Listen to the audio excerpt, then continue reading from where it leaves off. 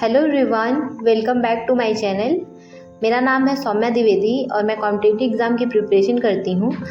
RPF, SI and constable का आज का टारगेट है मैथ के लिए प्रॉफिट एंड लॉस, रीजनिंग के लिए एनालॉजी, साइंस के लिए बायोलॉजी है, जीएस में एंशिएंट हिस्ट्री है और स्टैटिक में म्यूजिकल इंस्ट्रूमेंट है। करंट अफेयर्स में अप्रैल का करंट अफेयर है और एक फुल मॉक है। तो चलिए एक एक करके अपना टारगेट कंप्लीट करते हैं। मैंने सबसे पहले लूसेंट से बायोलॉजी का रिवीजन किया। एक बार मैंने वहाँ से पढ़ा था पहले ही, तो मैंने वहाँ से बायोलॉजी का रिवीजन किया और साथ साथ मैंने केमिस्ट्री का एक टॉपिक लिया था, एसिड बेस एंड सॉल्ट, तो वहाँ से मैंने उसको भी फिर से रिवाइज़ किया। केमिस्ट्री हम लोगों ने पहले ही कंप्लीट कर लिया है, लेकिन फिर भी हम लोगों को एक एक टॉपिक पिछला कवर करना है, फिर से रिवाइज करते रहना है, नहीं तो आगे के टॉपिक को पढ़ते हुए हम लोग पीछे का टॉपिक भूल जाएंगे। तो इसलिए ये चीज़ माइंड में रख के पीछे का एक एक टॉपिक छोटा छोटा टॉपिक करके उसको रिवीजन करते रहना है। अगर आपके पास पूरा कॉन्सेप्ट रिवाइज करने का टाइम नहीं है तो एक एक टॉपिक लेके उसका पीवाईक्यू सॉल्व कर लीजिए, उससे भी रिवीजन हो जाता है अच्छा। जैसे आपने एसिड सॉल्ट वाला एक चैप्टर लिया है तो आप उसका एक 50 या 60 क्वेश्चन उसका कर लीजिए, अगर आपको कहीं से उसका पीवाईक्यू मिल रहा है तो इस तरह भी आपका रिवीजन हो जाएगा। और अगर थ्योरी नहीं पढ़ पा रहे हैं या फिर अगर आपके पास टाइम है थ्योरी पढ़ने का तो आप वहाँ से उसको कंप्लीट कर लीजिए, एक बार रिवाइज कर लीजिए। अब हम इसी तरह करेंगे कि जो हमारा चैप्टर कंप्लीट हो गया है उसको साथ साथ लेके चलें। जैसे एक एक दिन के गैप पे या दो दो दिन के गैप पे हम उसको एक छोटा छोटा टॉपिक करके रिवाइज करते रहेंगे। अगर पूरा रिवीजन करने का टाइम नहीं मिल रहा है तो उसका पीवाईक्यू सॉल्व कर लेंगे या फिर कोई सेक्शनल मॉक टेस्ट ही दे देंगे। तो इस तरह हम अपना पिछला भी कवर करते हुए और रिविज़न करते हुए चलेंगे ताकि वो सारी चीज़ें हम भूलें ना। जैसा कि हम लोगों ने स्टैटिक में दिवस कवर कर लिया है, अवार्ड्स, नृत्य, संगठन और जनगणना कवर कर लिया है, तो कोशिश करिए कि पिछला जितना भी हम लोगों ने कवर कर लिया है उसका एक एक टॉपिक छोटा टॉपिक लेकर उसको फिर से रिवाइज करते रहें, वरना ये सारी चीज़ें हम लोग भूल जाएंगे, या तो उसकी प्रैक्टिस ही करते रहें। अगर आपके पास स्टैटिक की बुक नहीं है या फिर आपके पास ये कंटेंट नहीं है कि इसको कहाँ से पढ़ें या कहाँ से इसको रिवाइज करें, खासकर स्टैटिक का, तो टेलीग्राम पे एक चैनल है SSGD अवतार टू किलर करके। वहाँ पे SSCGD का जो पुराना वाला बैच था उसको पूरा फ्री में करवाया गया है और उसकी सारी PDF वहाँ पे अवेलेबल है। तो अगर स्टैटिक का आपको रिवीजन करना हो या फिर कोई भी सब्जेक्ट का, हिस्ट्री का नोट्स की ज़रूरत हो तो आप वहाँ से उसको देख सकते हैं। आप वहाँ से उसको PDF डाउनलोड करके अच्छे से रिवीजन कर सकते हैं, वहाँ से पढ़ सकते हैं। और जितना पेड बैच में पढ़ाया गया है और जितने सारे PDF पेड बैच में डाले गए हैं सारी चीज़ें वहाँ पे अवेलेबल हैं। आप उसको लेकर अपनी स्टडी को और अच्छा कर सकते हैं। मैं वहाँ से स्टैटिक का कुछ टॉपिक जो मुझे वहाँ से समझ में आते हैं और जैसा कि सर ने अच्छे से स्टेप बाय स्टेप करके बताया है, तो मैं कुछ टॉपिक वहीं से रिवीजन करती हूँ। जैसे कि अवार्ड्स मैंने वहीं से रिवीजन किया है। अगर आप लोग को भी रिवीजन करना हो या फिर उसकी ज़रूरत हो तो आप वहाँ से इसको कर सकते हैं। उसके बाद मैंने वाद्य यंत्र और एंशिएंट हिस्ट्री का रिवीजन किया और उसका सेक्शनल मॉक टेस्ट भी लगाया। उसके बाद मैंने SSCGD का प्रीवियस ईयर क्वेश्चन सॉल्व किया। ये है 21 फरवरी की 4th शिफ्ट का और टेक्स्ट बुक से मैंने इसको सॉल्व किया है, जिसमें मेरा 65 क्वेश्चन सही था और 7 क्वेश्चन गलत था। बाकी मैंने यहाँ पे लगा दिया, आप सब्जेक्ट वाइज भी इसको देख सकते हैं। अभी SSCGD के लिए मेरा ये अप्रोच रहेगा कि मैं per day previous year question लगाऊंगी, मीन्स एक प्रीवियस ईयर पूरा पेपर लगा लूँगी। उसके बाद जब संडे को रिवीजन डे रहेगा तो वहाँ पे मैं एक RWA का फुल मॉक लगाऊंगी। तो इस तरह मैं करूँगी, पूरे हफ्ते प्रीवियस ईयर क्वेश्चन चलेगा और संडे के दिन फुल मॉक RWA से चलेगा। तो इस तरह मैं SSCGD के लिए प्रिपेयर कर रही हूँ।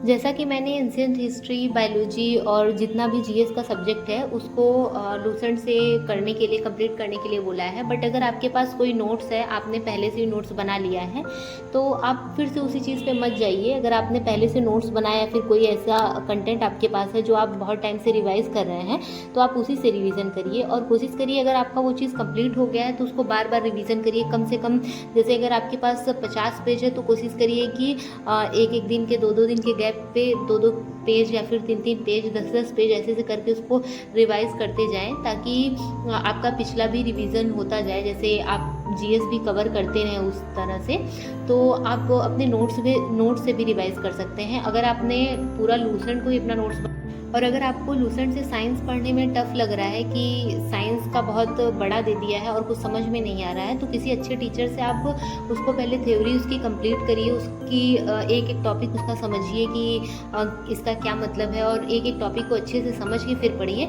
जैसे हम लोग कोई सब्जेक्ट लेते हैं, जैसे कि मेरी आदत खासकर ऐसी है कि मैं अगर कोई सब्जेक्ट ली हूँ, जैसे बायोलॉजी मुझे पढ़ना है आज, तो मैं कोशिश करती हूँ कि मुझे ऐसा लगता है कि आज ही पूरा बायोलॉजी ख़त्म कर दूँ। ज़्यादातर मेरे साथ ऐसा ही होता है। जैसे मैं अगर लूसेंट पढ़ रही हूँ तो मैं सोचती हूँ कि जैसे अगर मैं साइंस ली हूँ या फिर एंशिएंट हिस्ट्री ली हूँ, तो एंशिएंट हिस्ट्री को मैं आज ही कंप्लीट करने की कोशिश करती हूँ।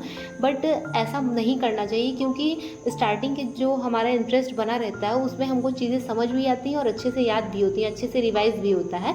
अगर हम जैसे एंशिएंट हिस्ट्री में 10 पेज है और अगर हम 5 पेज या 6 पेज एकदम अच्छे से मन से पढ़ें तो वो चीज़ें सारी समझ भी आती हैं और याद भी हो जाता है। लेकिन फिर जब आगे बोर होने लगते हैं और ज़बरदस्ती का पढ़ने लगते हैं तो वो चीज़ याद भी नहीं होती और फिर वहाँ हमारा टाइम जाता है। इसीलिए मैंने एक एक टॉपिक को 6 दिन 5 दिन ऐसे करके दिया है, जिस हिसाब से वो टॉपिक है।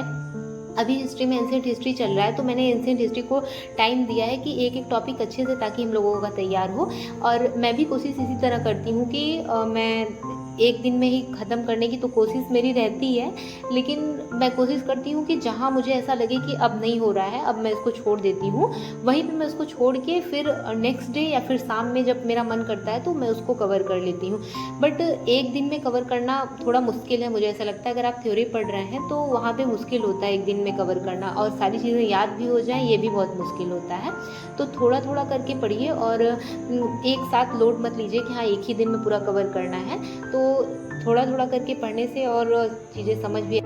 जैसा कि आज स्टैटिक के लिए वाद्य यंत्र है, तो आप इसको मैंने बताया टेलीग्राम से आप वहाँ से कवर कर सकते हैं। अगर आप वहाँ से नहीं कर पा रहे हैं और या तो आपने कवर कर ही लिया है और बस आपको रिवीजन करना है, तो आप वाद्य यंत्र का पीवाईक्यू सॉल्व कर सकते हैं। उससे आपका अच्छा रिवीजन भी हो जाएगा और आपको एक तरह से ये समझ आ जाएगा कि किस तरह के क्वेश्चन इसमें पूछे जाते हैं। तो आप म्यूज़िकल इंस्ट्रूमेंट के लिए ये कर सकते हैं। जैसा कि आज का रीजनिंग का टॉपिक एनालॉजी है, तो अगर आपने इसको पहले से पढ़ लिया अच्छे से, तो आप इसका बस प्रैक्टिस करिए। प्रैक्टिस के लिए आप क्विक रिवीजन बैच कमल सर से पढ़ सकते हैं। इनकी लंबी क्लास है और बहुत अच्छे से इन्होंने कॉन्सेप्ट सारे क्लियर किए हैं और अच्छे अच्छे क्वेश्चन वहाँ पे हैं, तो आप वहाँ से अच्छा रिवीजन कर सकते हैं। और क्विक रिवीजन बैच का जितना भी टॉपिक है, सर ने बहुत अच्छे अप्रोच के साथ पढ़ाया है। चाहे वो मिसिंग नंबर हो, सीरीज़ हो, कैलेंडर हो, कुछ भी हो, बहुत अच्छी तरीके से पढ़ाया है। अगर आपने एक बार पढ़ लिया है और आपको सिर्फ रिवीजन करना है, तो रिवीजन के लिए आप इसको फॉलो कर सकते हैं। अगर आप कोई बुक से फॉलो कर रहे हैं तो अच्छी बात है, आप वहाँ से करिए। बट अगर आप कोई बुक से नहीं करना चाहते हैं, किसी लेक्चर को देख के करना चाहते हैं, फिर कोई अभी प्रीवियस ईयर क्वेश्चन का करना चाहते हैं, तो आप क्विक रिवीजन बैच को फॉलो कर सकते हैं। उसमें सारे टॉपिक को सर ने अच्छे।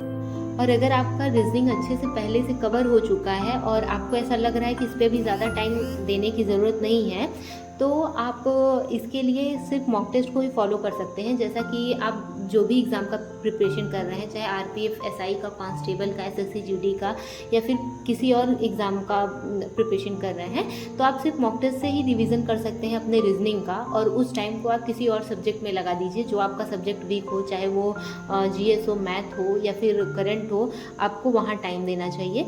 और आप देखिए, जो भी मॉक टेस्ट आप लगाइए, अगर रीजनिंग का कोई एक क्वेश्चन गलत हो रहा है तो उस टॉपिक को अच्छे से फिर से पढ़िए। इस तरह आप अपने उस टॉपिक को अच्छा बना सकते हैं और आपका रिवीजन भी बहुत अच्छे से होगा।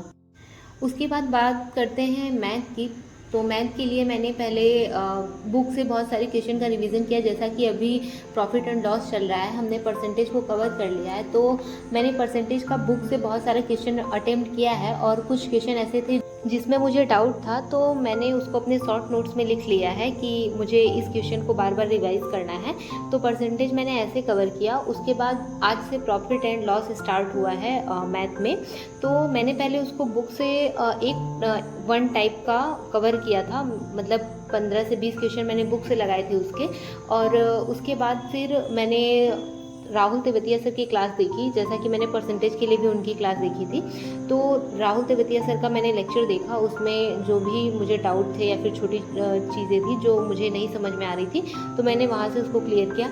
मेरी नोट्स भी है राहुल सर की, जो कि मैंने बहुत पहले ही बनाया था, तो मैंने वहाँ से भी देखा, बट मुझे कुछ ऐसा लग रहा था कि मुझे फिर से रिवाइज़ करना चाहिए। तो राहुल सर की मैंने क्लास फिर से देखी और बहुत सारी क्वेश्चन की प्रैक्टिस मैंने वहाँ से की। मैंने 3-4 क्लास देखी थी उनकी, तो मैंने पहले उसको स्पीड में कर दिया और उसके बाद सर के बताने से पहले क्वेश्चन सॉल्व किया। उसके बाद जहाँ मुझे डाउट लगा मैंने उसको मार्क किया, उसके बाद फिर से उस क्वेश्चन को रिवाइज़ किया। तो मैथ का क्लास आप इस तरह लीजिए और मैथ को इस तरह रिवाइज़ करिए। ऐसे आपको बहुत सारे क्वेश्चन मिल जाते हैं, जैसे आपने बुक से भी प्रैक्टिस की और इस तरह आपको जो सर अच्छे क्वेश्चन दे रहे हैं वहाँ से भी आपने प्रैक्टिस कर ली, तो आपका वो टॉपिक अच्छा हो जाएगा। तो आप इस तरह मैथ की प्रैक्टिस करिए। इस टाइम मैं यही कर रही हूँ और मुझे ऐसा लग रहा है कि मेरा मैथ इम्प्रूव हो रहा है, तो इस तरह आप भी कर सकते हैं मैथ के लिए। मैथ की क्लास कंप्लीट करने के बाद मैंने करंट अफेयर्स की क्लास देखी, जो कि मैंने कुमार गौरव सर की आप लोगों को पहले भी बताई है कि उनकी क्लास 8, साढ़े 8 या 9 घंटे की क्लास है। मैंने एक बार उसको कंप्लीट 1 या 2 बार कंप्लीट कर लिया है, मैं फिर से उसको देख रही हूँ। अगर आप बड़ी क्लास नहीं लेना चाहते, जैसे मैं उसको एक बार में सारा ख़त्म नहीं कर देती हूँ, मैं थोड़ा थोड़ा करके जितना मेरे पास टाइम रहता है, जैसे मैं अपना टारगेट जो सेट की हूँ, जैसे math, reasoning, science, GS, static, current affairs, तो उसको धीरे धीरे करके जो मैं कंप्लीट करती हूँ और पूरा कंप्लीट करने के बाद जब बारी आती है करंट अफेयर्स की, तो मैं टाइम के अकॉर्डिंग उसको कंप्लीट करती हूँ। जैसे मेरे पास जितना टाइम रहता है उसके अकॉर्डिंग, जैसे 1 घंटे का, 2 घंटे का, 1.5 घंटे का, इस तरह। तो मैं करंट अफेयर को इस तरह कवर करती हूँ। अगर आपके पास टाइम नहीं है और आप मंथली करंट अफेयर लेना चाहते हैं, तो कुमार गौरव सर की मंथली करंट अफेयर भी ले सकते हैं। उन्होंने मंथली भी करवाई है। अभी तक हम लोगों ने जनवरी, फरवरी, मार्च तक कवर कर लिया है, अब अप्रैल का चल रहा है इस टाइम। तो आप अप्रैल का मंथली भी कर सकते हैं, या फिर अगर आपके पास टाइम है तो आप वीकली भी कर सकते हैं।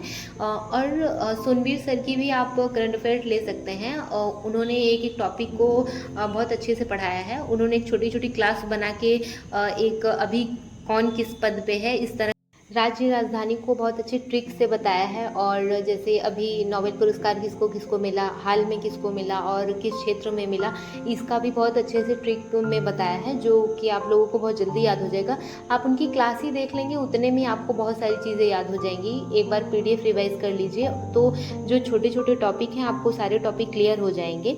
सोनवीर सर की उनकी एक प्लेलिस्ट है, आप वहाँ से उसको देख सकते हैं। और उनका टेलीग्राम पे एक चैनल है जहाँ पे वो सारा PDF डालते हैं, मंथली PDF भी डालते हैं। और बहुत सारा क्विज़, पूरे दिन में आपको बहुत सारे क्विज़ मिल जाएंगे, आप वहाँ से उसका डेली अपडेट कर सकते हैं, आप वहाँ से क्विज़ दे सकते हैं। तो इस तरह आप करंट अफेयर के लिए कर सकते हैं। और या आप किसी और टीचर से पढ़ रहे हैं और आपको वहाँ से अच्छे से समझ में आ रहा है, तो आप वहाँ से फॉलो कर सकते हैं, उनको फॉलो कर सकते हैं। ये मैं अपना बता रही हूँ कि मुझे कहाँ से समझ में आता है, किस टीचर से अच्छे से समझ में आता है। और सोनवीर सर की एक रैपिड फायर नाम की एक प्लेलिस्ट है, आप उसको भी देख सकते हैं। वहाँ से भी बहुत छोटे छोटे टॉपिक, बहुत सारी चीज़ें जो मॉक टेस्ट में आती हैं, जो अच्छे एग्ज़ाम में आते हैं, वो आपको वहाँ से मिल जाएंगे और आपका वहाँ से भी अच्छा रिवीजन हो जाएगा एक तरह से। तो आप उनको फॉलो कर सकते हैं। मेरे हिसाब से सोनवीर सर और कुमार गौरव सर रीजनिंग के करंट अफेयर के लिए बहुत अच्छे हैं, आप उनको अच्छे से फॉलो कर सकते हैं। और उनके क्वेश्चन मिलते भी हैं, तो आप उनको फॉलो कर सकते हैं। तो ये था मेरा आज का स्टडी रूटीन, आज का स्टडी ब्लॉग। जैसा कि मैंने अपना टारगेट कंप्लीट किया और अच्छे से मैंने एक एक टॉपिक को अच्छे से पढ़ा है आज।